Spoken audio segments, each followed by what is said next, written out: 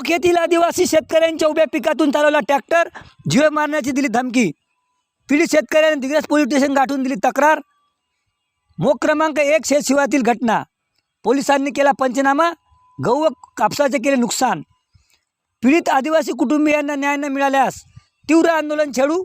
अखिल भारतीय आदिवासी पॅंथर संघटनेचे यवतमाळ जिल्हाध्यक्ष पुढील पुंडलिक कुरळे यांचा शासनाला गर्भित इशारा। दिग्रस पोलीस स्टेशन अंतर्गत मोख क्रमांक 1 येथील आदिवासी अल्पभूधारक शेतकरी गणेश बापूराव मागाडे वय 45 वर्ष हे शुक्रवार दिनांक 28/11/2025 रोजी दुपारी 12:30 ते 2च्या दरम्यान खाजगी कामानिमित्त दिग्रस येथे आले असता त्याचवेळी शेतामध्ये दिवाळीनिमित्त घरी आलेल्या दोन्ही बहिणी नामे अनुसया दत्ता बसमे वय 50 राहणार मारोती विठोली तालुका दिग्रस व कांताबाई माधवराव वैद्य राहणार 45 राहणार धानोरा खुर्द तालुका दिग्रस ह्या शेतामध्ये कापूस वेचत असताना त्यांच्या शेता पलीकडील शेतकरी ब्रह्मा गोमा राठोड वय 50 राहणार मोख क्रमांक 2 याने उभ्या कापसाच्या व गव्हाच्या शेतामधून ट्रॅक्टर नेत असताना या दोन्ही बहिणींनी शेतामधून ट्रॅक्टर का नेत आहे अशी विचारणा केली असता त्यांना असलेले शिवीगाळ करीत त्यांचे भाऊ गणेश मागाडे यांना जातीवाचक व जीवे मारण्याची धमकी देत असलेली शिवीगाळ केली। ही घटना अनुसयाबाईने दिग्रसला आलेला आपला भाऊ गणेश मागाडे यांना मोबाईलवरून सांगितली। त्यानंतर गणेश मागाडे यांनी घटनास्थळी आपल्या शेतामध्ये जाऊन सदरची घटना पाहिली असता कापसाच्या व गव्हाच्या पेरलेल्या उभ्या पिकातून शेतामधून ट्रॅक्टर घेऊन गेल्याचे चाकावरून दिसून आले। त्यानंतर गणेश मागाडे यांनी शनिवार दिनांक 29/11/2025 रोजी दिग्रस पोलीस स्टेशन गाठून गैरअर्धाविरुद्ध तक्रार दाखल केली। यावेळी भारतीय आदिवासी पॅंथर संघटनेचे जिल्हाध्यक्ष पुंडलिक कुरळे हे पोलीस स्टेशनला हजर होते। त्यांनी या पीडित कुटुंबियावर झालेल्या अन्याय व अत्याचाराबद्दल चिंता व्यक्त केली।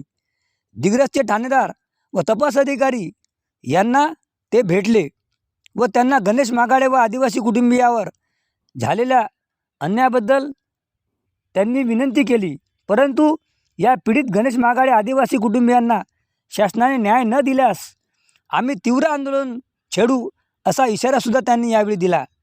दिग्रस पोलिसांनी शेतामध्ये 2 बहिणी असताना जबानी रिपोर्टमध्ये 1 बहिणीचे नाव लिहिले व पीडित शेतकऱ्यांच्या सांगितल्याप्रमाणे रिपोर्ट न लिहिल्यामुळे त्यांनी चिंतासुद्धा व्यक्त केली, परंतु या घटनेचा अधिक तपास ठाणेदार वैद्यनाथ मुंडे यांच्या मार्गदर्शनात ASI मुजमुले करीत असल्याने ते पीडितांना न्याय देतील अशी आशासुद्धा त्यांनी यावेळी व्यक्त केली।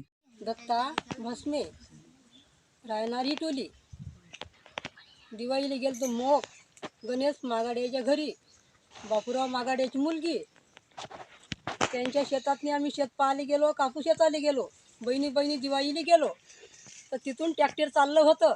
तर आम्ही सांगितलं त्या माणसाला की तुम्ही इथून ट्रॅक्टर न्यायचं नाही, आम्हाला रस्ता देत नाही तुम्हाला, एवढ्या भरल्या पिकातून तू ट्रॅक्टर कसा काय न्याय लागला बाबू, त्याच्यातून ट्रॅक्टर तो उभा कर।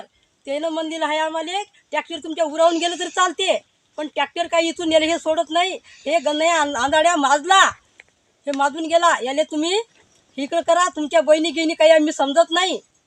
हे गण्या माजला आंधाड्या, तुम्ही दिवाळीच्या पाहुणींना दिवाळी खान, तुम्ही सरळ तुमच्या घरी जा। गण्या हे माजला, इथून रस्ता मी पहिले पाहिजे, मी इथून नेतो ट्रॅक्टर। मी म्हणलं बाबू आमचा माल नुकसान झाला, तो नेऊ नको। तो माझ्या भावाला विचारलं का, मला विचारायची गरज नाही, तर इथून मी ट्रॅक्टर नेतो। हे गण्या माजला, आंधाड्या माजला। कांता महादेव वैद्य धानोरा दिग्रस खुर्द। आम्ही आलो दिवाळीले, शेतामधून ट्रॅक्टर जात होतं। आम्ही म्हणत होतं शेतामध्ये ट्रॅक्टर कसं काय जातं, ते म्हणत होतं आम्ही नेतो इथून। गणेश बापूराव मागाडे राहणार मोख तालुका दिग्रस जिल्हा यवतमाळ। बहिण्या नाही का दिवाळीला आल्याच्या नंतर नाही हे काय शेतामध्ये कापूस शेताले आल्या, शेतातून नाही हे का ट्रॅक्टर बर्मदास गोमा राठवणं इथून घेऊन उभ्या पिकातून घेऊन गेला तर त्याने नाही हे का अडवण्याचा प्रयत्न केला, पण ते काही थांबला नाही। तर मग ते त्यानं नाही का शिवागाळ केल्या, तर ते गण्या माजला का आंधाड्या असं म्हणून माझ्या बहिणीनं ऐकून घेतल्याच्या बाद नाही आहे का थांबलाच नाही, ते समोर जाऊन बोलला। तर असं म्या ठाणेदार साहेबाले